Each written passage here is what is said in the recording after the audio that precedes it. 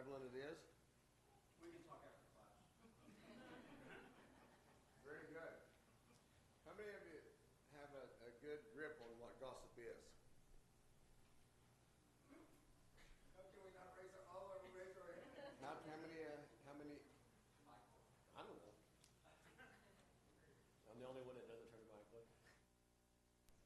Ironic. It is now, right?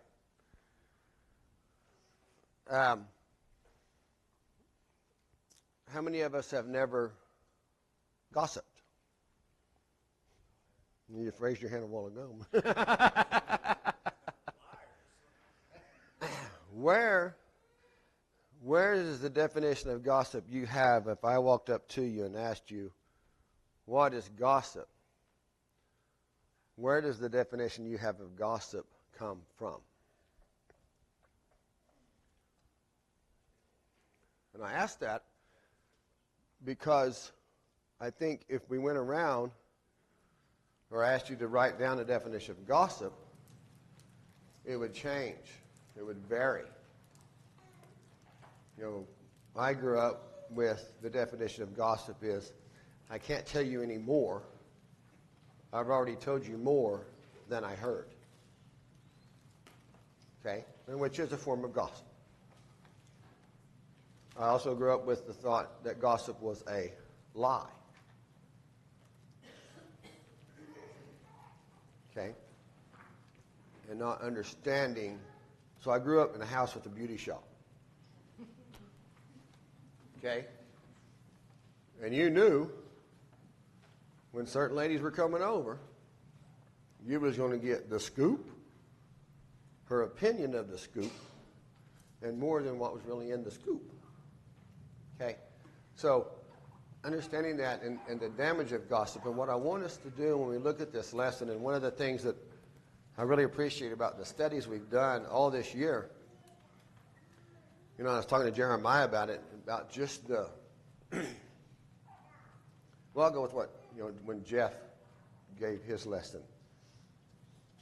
How these lessons have really caused me to take a look at myself. How these lessons have really caused me to look hard. You know, and study, and am I the Christian, you know, like last week, am I the Christian that I proclaim to be? Am I doing the things that God wants me to do in the study of Romans and being the Christian and renewing my daily and all these things we've done? When we look at this lesson here, I'm like, am I guilty of gossip? Can I look at this lesson and go, I don't want to go find another person that's guilty of gossip. I want to know if I'm guilty of gossip. I want to know if I have trouble with gossip. And then I want to know how to fix it.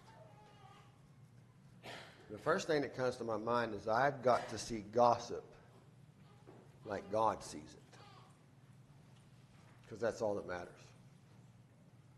I can't take my worldly view of gossip that has been emblazoned in my brain all my life. What does God see as gossip? Well, I can tell you right now, to not spoil the whole show, but he does not like it. And he does not take kind to it, and it does not bode well for those that practice it. The author, I'm not going to add much to this. Don't have much to add to it. The author talks in his introductory that communication brings great blessings to mankind. And it does. We have words that can make you feel really good. He said, but the devil also uses human communication as a means to spreading sin and grief. And we're all painfully aware of the damage that can be done and caused by our words. I'm sure everybody here has something that was said or done somewhere, maybe back to the 7th grade, maybe earlier, that still hangs with you, that one person said. Because words hurt. You know, the Bible addresses the tongue. James says the tongue is a fire, a world of iniquity. This is James 3, 6 through 8. So is the tongue among our members, that it defileth the whole body, setteth on fire the course of nature, and is set on fire of hell. For every beast and of birds and serpents and things in the sea is tamed, hath been tamed of mankind. But the tongue no man can tame, is unruly, evil, and full of deadly poison. Every time I read that, I remember the kids that lived down the road from us were in our yard playing, and the brother and sister got in a fight. And she did the sticks and stones may break my bones, but words will never hurt me. And it's actually the opposite, right? I mean, sticks and stones, they hurt, but they heal. But our words are so powerful, they can be a detriment to somebody for life. And once they're out, they don't come back. And we have to remember that. And I'm sure, like you and I, there's a lot of words that I'd like to bring back. They didn't have a lot of thought put behind them when they left. Didn't really think about the ripple effect or the lasting effect of those words. I can't change that. I have remorse for it. But I need to focus daily going forward to not repeat it.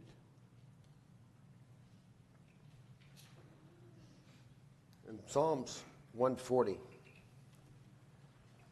it says, "Deliver me, O Lord, from the evil man. Preserve me from the violent man, which imagine mischiefs in their heart continually, and they gather together for war.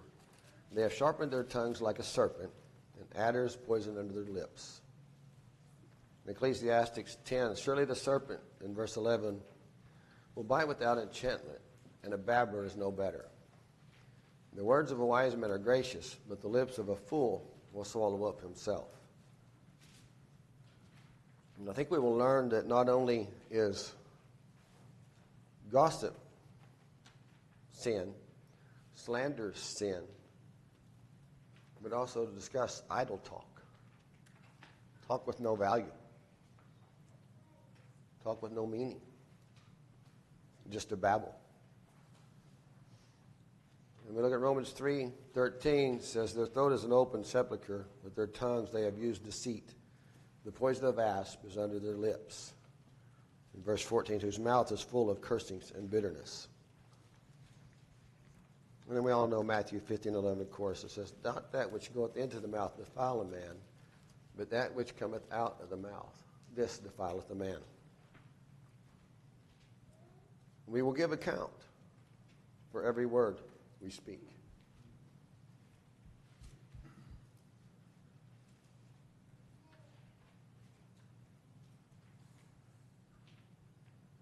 And that's heavy. Every word that we speak, God knows. He knows what the intent was it does, and he knows the effect of it. He knows why we said it. "But I say unto you that every idle word that men speak," this is Matthew 12, "they shall give an account thereof in the day of judgment. For by thy words thou shalt be justified, and by thy words thou shalt be condemned. By the things which proceed out of the mouth come from the heart." Matthew 15:18, "And they defile a man." 1 Timothy 5:13, he's given them warnings to give to the widows that they not be idle, wandering about from house to house. Not only idle, but tattlers and also busybodies, speaking things which they ought not. So we talked about gossip and slander a little bit and things that are perverse. Now we're looking into things that we shouldn't say. Things that are right, things that are true, but we shouldn't repeat them. And then the aged women be likewise in behavior, and holiness not false accusers, given to much wine. So a big description and a big deal of gossip, but question number 1 says define gossip. So who wants to answer question number 1? Y'all have to talk a lot. I have 18 minutes of material. So, anybody want to define gossip? Doing right what you said was. A person who chatters or repeats idle talk and rumors, especially about private affairs of the other. Okay. Anybody different? Anybody more? Okay. What sticks out in that definition to you? Private affairs of others. Larry? Well, it said idle talk and rumors, things that are not substantiated. Okay. Idle talk and rumors, things that are not substantiated. Right? How many of you have ever heard something and repeated it only to find out later that it wasn't true? I mean, it could have been it could have been a news clip on the radio. You know, it could have been anything. Where's the error fall? On the words you read or the words you said? Yes, sir. Randy. When I think about gossip, I think it's the intention of what you're talking about that often defines it. So if you're wanting to spread something that's negative, for example, that obviously be gossip. Even if you're wanting to spread something that was entertaining but maybe made fun of someone, then that's probably considered gossip. And so if you think about why are we having this conversation, is it constructive, is it predictive, then probably not gossip. But if it's not one of those things and you're just doing it because it's a good story and you want to ha-ha about someone's bad moment, that's where we got to be careful. So I think a lot of the time with the definition of gossip, it's about what's the intention of what we're talking about, not necessarily what we're talking about. Very good. If you didn't, I'm going to paraphrase a little bit. He says, the intention is what I'm talking about. Why am I saying what am I saying? Am I saying it to build that person up, uplift that person? Or am I saying it to get a laugh out of their error? Right? But I'm not saying things to build them up. I'm saying things to knock them down. Okay? Yes, sir. Nevin. In some ways, you can be looking to build yourself up by saying it. So many times. So many times. And when we get into next week, or Sundays, when it's the Lord willing, about building up, that's hard. It's easier to tear down than build up. What stuck out to me a lot was the private affairs of others too, because sometimes people tell you things in confidence, and no matter your motives, there's no reason to tell it to someone else. And I think sometimes it's I mean, you gotta Randy kind of summed it up by your motivations, but if it's a private affair, there's no good reason to share that. Yep. Even if it, I mean, I wish I had more time to think about my words, but, he talks We got 30 minutes. But even, if it's a private sin and it's taken care of in private, there's no reason to, share that with someone, or, if it's a private sin that you don't know about, or that you only know about, and it's not taken care of yet, but you're working towards it, there's no reason to share that. You come up with any excuse on earth to share information. But that private matters one is, because I hear it's a lot of times, well, I was told not to tell anyone, but I know you will. Yes. And we'll stop there. And what's hard is an intriguing thing to hear, but a lot of that will fall on you as a listener sometimes too. That's how it starts. Just stop. Be like, hey, I'll need to hear this. Great. It sounds silly because it sounds like we're talking to elementary kids, like, hey, don't tell me. But it is so strangely something that carries on in your life. It gets harder and deeper and more hurtful things. Oh, very good. And if you didn't get to hear him, he talked about when somebody comes to me and tells me something in confidence, I don't repeat it. And I got to keep that in because there's no advantage to it. And by revealing that secret, it's a sin. Proverbs 17:9 says that he who conceals a transgression seeks love, but he who repeats a matter separates close friends.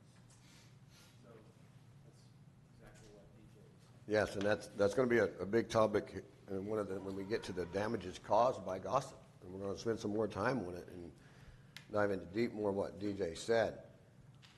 I like what he talked about here when he talks about slander. The utterance in the presence of another person of a false statement or statements damaging to a third person. James and I are talking about Bob. Right? Saying things that aren't true about Bob or spreading rumors. Bob's not there to defend. You know what you said, James. Then what is slander? Yes, Larry. One of the best examples of slander that I know of is in Genesis 3:4, when Adam and Eve were being tempted, or Eve was being tempted. It said, in essence, the serpent said to the woman, "You will not surely die." So he was telling her, God has lied to you. You're not going to die, and by eating this, you'll know knowledge of good and evil. That's a good thing. You want to do this. Very good. Very good. The devil telling Eve that, or slandering against God, that he will not lie. Or that he will not lie. He lied to you. Anybody else on slander? Speaking falsehoods about something, if I feel like in court or anywhere else, I can say to you, this is, even though it's not true, so-and-so, and this, that, and whatever, to you, and then Aaron over here doesn't want to talk about it, which he didn't do any sort of that sort of thing, and I'm just trying to tarnish his reputation. Yep. And I wouldn't do that. When I went to tarnish reputation, for the majority of my working life, I worked kind of in a silo. Right? I mean, I went to a big corporation. I worked out of my house for 25 years. I didn't go to a corporate office. And since 2018, I've been part of a big corporation. Corporate meetings, corporate politics. They got this down. They got slander down. They got gossip down. Be careful who you talk to, things that are being said about you behind your back, things that are stopping you. So it's really a rampant thing. Something that shouldn't be present in God's family. And somebody mentioned a while ago that we will say things bad about other people to make ourselves look better. Because we don't have a good enough character to build them up above us, even though the Bible says what? Lift them up. Do not esteem yourself above others. Yes, sir. I would say probably worry and gossip are probably the two most prevalent sins that are in a Christian's life, because they can just be so deceptive. You can be worrying and not even realize you're worrying. Right. And even the same with gossip. You have to really stop and think about everything you say to keep yourself from gossiping. And Because I'm just stating fact, but everybody else is gossiping. That's the way you look at it. we do. Oh, that was an example. And I like that, Scott, because you said we have to take into account every word we say. And to add to that is we need to take into account how that word is received. By understanding, I could say we're going to the hill, or in Oklahoma, we're going to go to the mountain, right? That means one thing to us, right? It means something to somebody else in Colorado. It means something to somebody else in Utah. And it probably means somebody completely different into Switzerland or whatever over there. So we got to be careful with the words we use so that we know that what we want portrayed is being received that way. And careful with those words. Great points. And that leads us into a little bit what DJ talked about. The damage of gossip reveals secrets. And Jason brought up, you say Proverbs 17:9.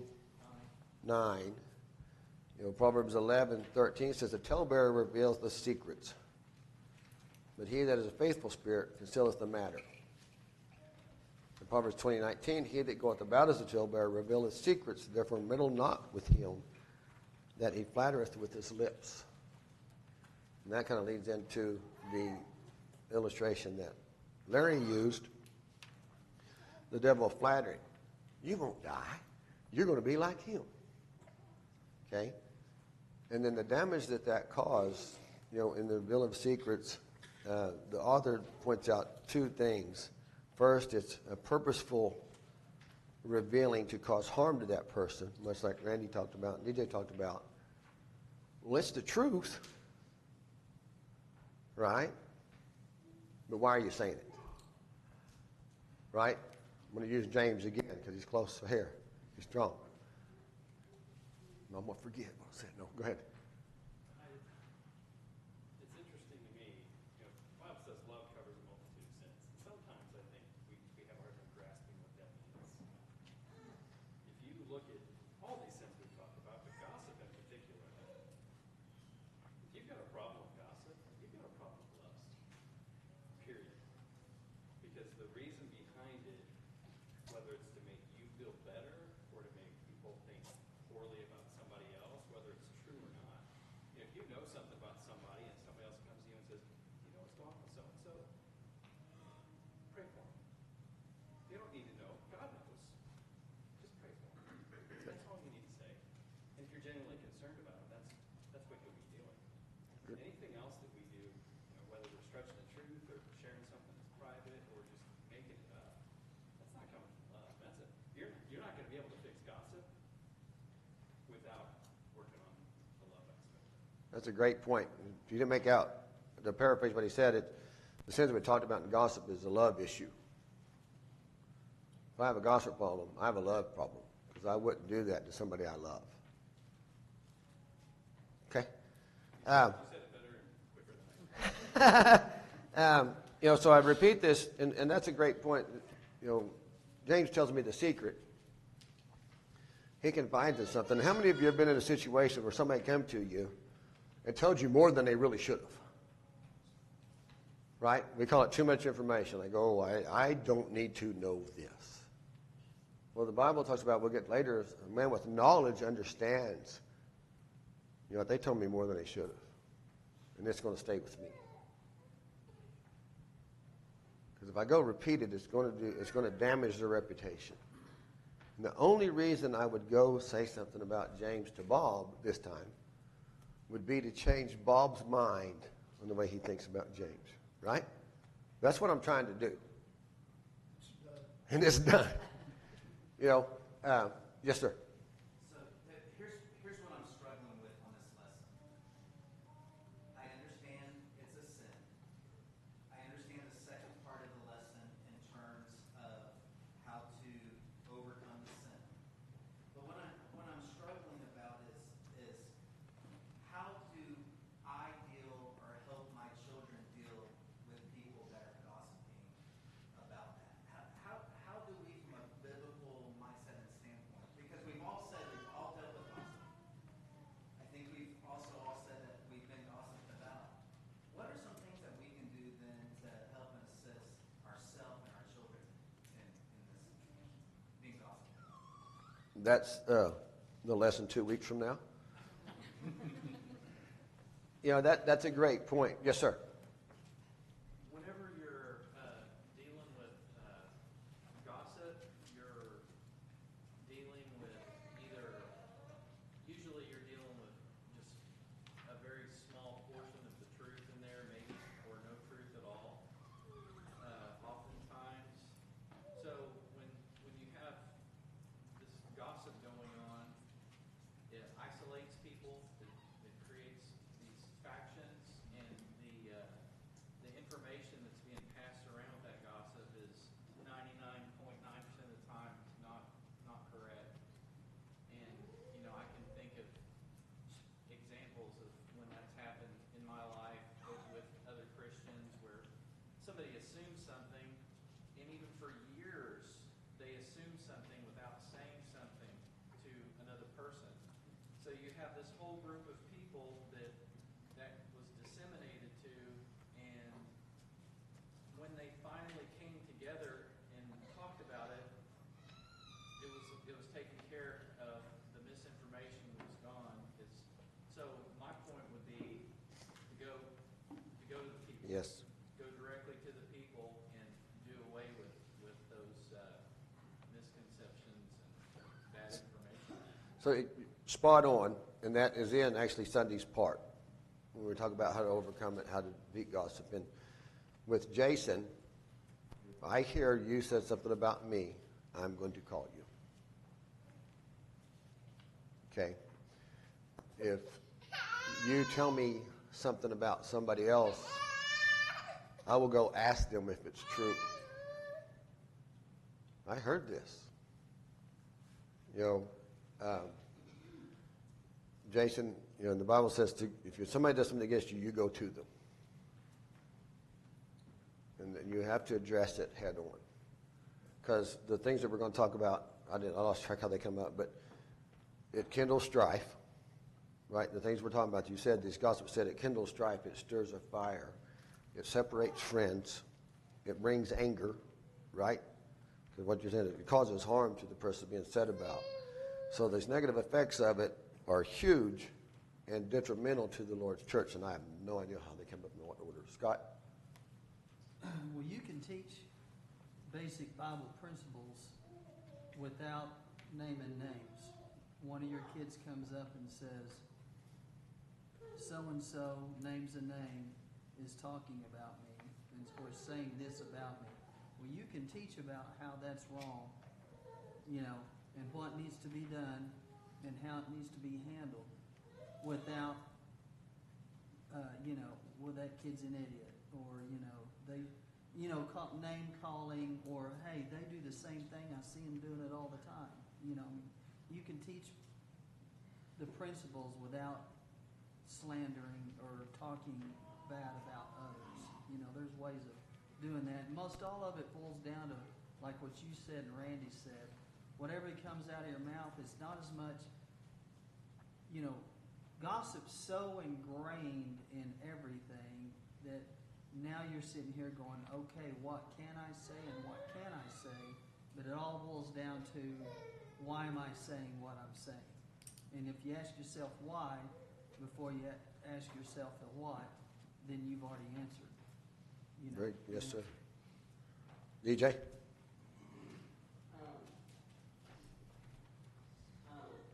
I know that everyone's different. I've realized how I handle things is a lot different than the way Mary Kay handles things. But I know that, most of the time if it's gossip that, let's just say it isn't true, that doesn't ever bother me because I know it's not true. Usually it's, gossip about me that it is true. It's, something I didn't want people to know because I did something wrong or, or I'm insecure about that or something. But, Jesus was slandering and gossip, so many times. And it stinks, but he was just a bigger person, every time. And as a Christian, sometimes, people gossip about you. Hopefully it's not, our brethren. But, sometimes it's overcoming it in going to the person is kind of what I was going to go to before Jason spoke. But, you can go, sometimes those people, going to those people, they'll just lie to it or something, but sometimes it's, you have to take the high road sometimes, which is difficult to do, and it's definitely difficult to say to someone that's, hurt. Well, and actually, we'll get more into that Sunday, too, but there is a way to handle it. I don't know, who was up? Randy? So there's I think a litmus test that we can ask ourselves is what would the person say if they found out I was talking and saying this? But the person you're talking to, oftentimes, if we say they knew I was talking about this and saying these things, that's almost a litmus test for me for gossip, because there's nothing more humbling, because I've done it. Sure. And Scott brought up a really good point, and worry, gossip, those are the two we probably all struggle with the most in here. But there's nothing more humbling than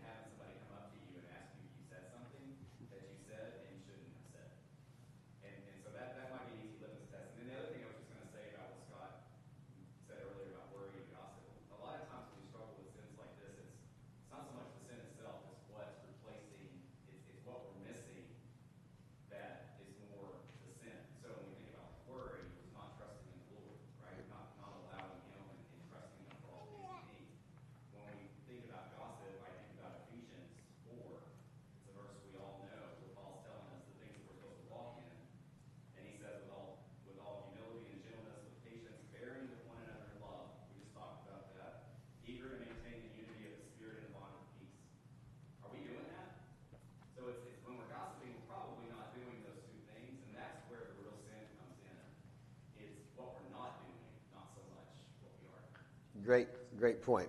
You're segueing into the next point, Michael? Well, what I was going to say was in the lines of Aaron's question, because we've actually dealt with it head on with Jada in school, and she'd come home and say, they've started this rumor about me, these kids, and I'm like, well, first you need to realize who are they to you? And are they true? Is there any substance to that? If not, you need to have confidence in yourself and in the truth, and to know that those aren't the people that you want to associate yourself with. And if you're shining your light every day, everyone around that ever hears this gossip about you is never going to believe it. Great point. Don't give them an opportunity to believe what they're hearing. And that gave her a lot of confidence, because she does have confidence in her own salvation and her own walk. Right. And I think that as long as they can have that, I think that that's the tool that they can carry with them. And just like DJ said, it didn't bother him because he knew he was in the right. Right. The kids just have to be confident and know that they're right, and that these people are going to say things. And there's one thing that I repeat often, because it was all repeated to me in the past, and that is that not everybody's going to like you, and there's nothing you can do about it. That's hard to accept. That is very hard to accept. It is. But when you realize that, and you quit trying to win hearts and minds of people that just are bitter and won't ever like you for no matter what, Yep. once you can get past that and realize, I'm going to be who I'm going to be because God put me on this earth to do a duty here. And as long as you keep that your focus, all that other stuff is just fluff. Good points. Good points. To wrap up real quick, Erica. I have a quick question. So, I've always kind of thought about it, what other people say about me is none of my business. Because a lot of times when people are spreading rumors and gossiping, is that the right approach to go about it? Well, I think if it's a brother in Christ saying something about you and you hear it, it needs to be addressed.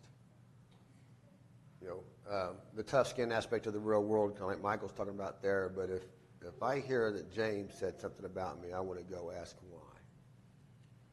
Right, what caused that to be said? Was this said? Like Randy said, when I say something about somebody in jest or to harm them, and they come to you, it's very humbling, like knee buckling, to realize that you hurt somebody. It's crushing. And I don't ever want to do it again. I really appreciate the discussion, and everybody's comments are so good. Taking Randy and Michael and DJ, their comments together, number one, when somebody's gossiping about us, DJ's right on. Jesus went through that.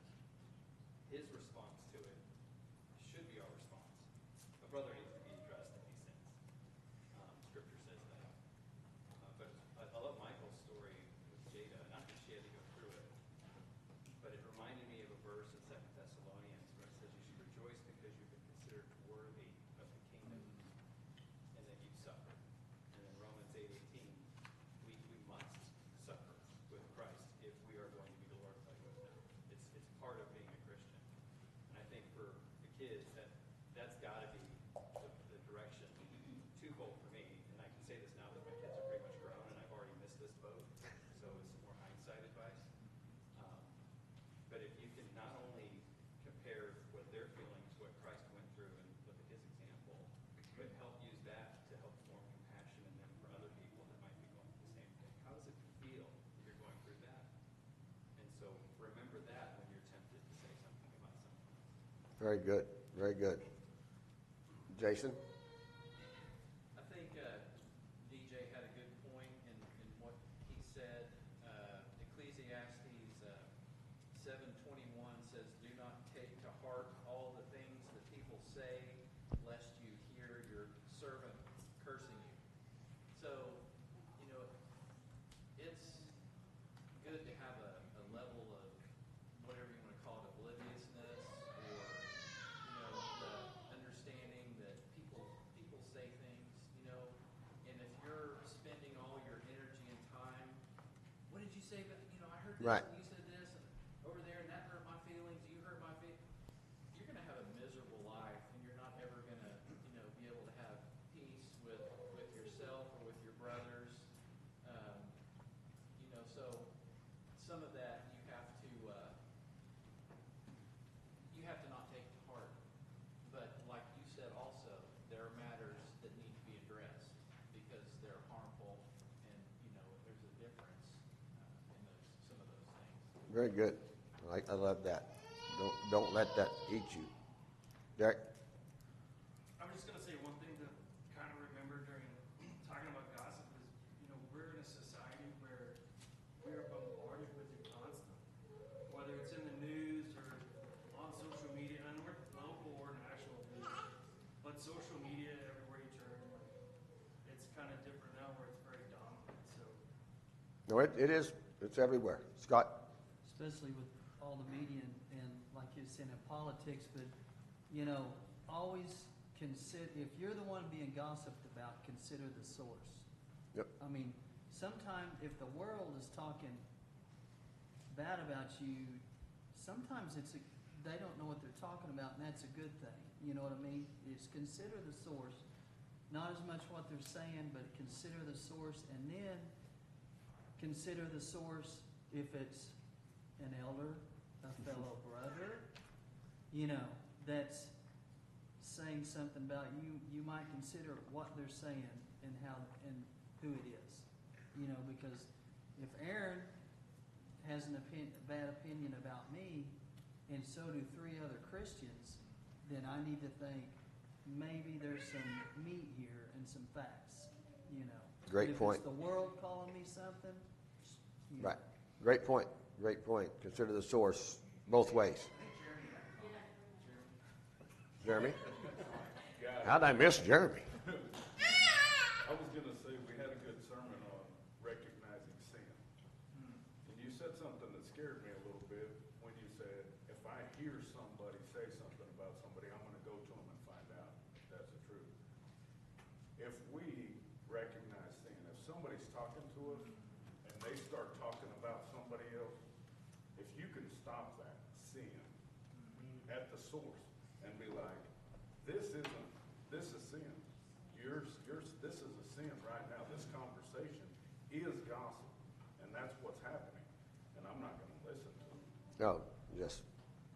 You'll never be able to have a conversation with somebody about what you heard about them when you have stopped that conversation from happening. That saves them from sinning and being able to gossip, and it saves you from being able to have received any of that bad information. And you won't look at anybody else in a light that they don't, that you don't know them personally, because that's what happens, right? Yep. No, great point. Somebody's having a conversation with you, and you allow it. Yep. Well, the proverb says, where there's no wood, the fire goes out. Okay, I want to make one point before we get close. We're close to out in time. Kindle strife, and the author brings up Proverbs 6:16, the 6 things that the Lord hate. 7 are abomination to him, and pride and lying tongue. And Jeremiah brought out verse 12 in his lesson Sunday. The wicked man. And he spent 4 slides, Jeremiah time, 30 minutes, talking about the wicked man. And so is God talking about the wicked man with the lying tongue, the gossiper. God is talking about the wicked man, the slanderer. God is talking about the wicked man, the talebearer. Maybe not you, I have said, oh, that's just Aaron. He does not mean no harm. God says he's wicked. And then, as Jeremiah pointed out, that man is against God. And if I'm sowing discord, which is what gossip does, God hates that. And now, appreciate the comments greatly. I know we get close to wrap up. Hopefully somebody had their hand up. Remember, there's Sunday. Great comments, great things to build on. I think it makes us all better. I think it makes us all consider the things that we say. I know the lesson is very beneficial to me. I hope it was to you. We'll address, study the things to work on to overcome that and to make us be better, like Jeremy talked about. Thank you.